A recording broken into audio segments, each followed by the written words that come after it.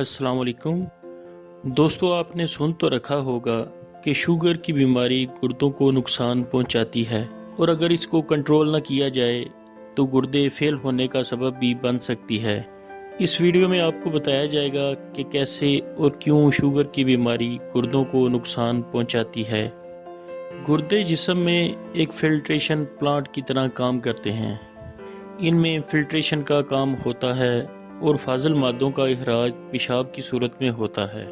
गुर्दों में जो filtering units होते हैं, इनमें बहुत सारी छोटी छोटी खून की नालियां होती हैं और ज़्यादा अरसा खून में शुगर की मिकदार बढ़ी रहने से इन नालियों में तंगी पैदा हो जाती है और ब्लॉकेज भी हो सकती है, जिसकी वजह से खून की मुनासिब मिकदार न मिलने की वजह से गुर्दों को नुकसान पहुंचना शुरू हो जाता है, जिसकी वजह से प्रोटीन की एक किस्म एल्ब्यूमिन का पेशाब में इखराज होता है, जो कि इस मसले की एक वाज़ेह निशानी है।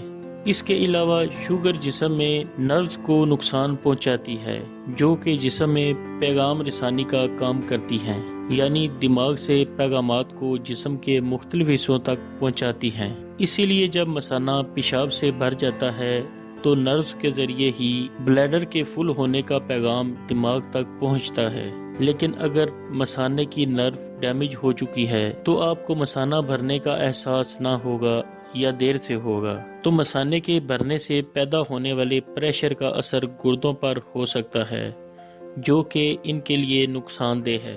और अगर पेशाब ज़्यादा देर मसाने में जमा रहेगा तो शुगर की ज़्यादा मिकदार की मौजूदगी में बैक्टीरिया इन्फेक्शन पैदा करने का सबब बनेंगे, जो कि मसाने के अलावा गुर्दों तक पहुंच सकता है।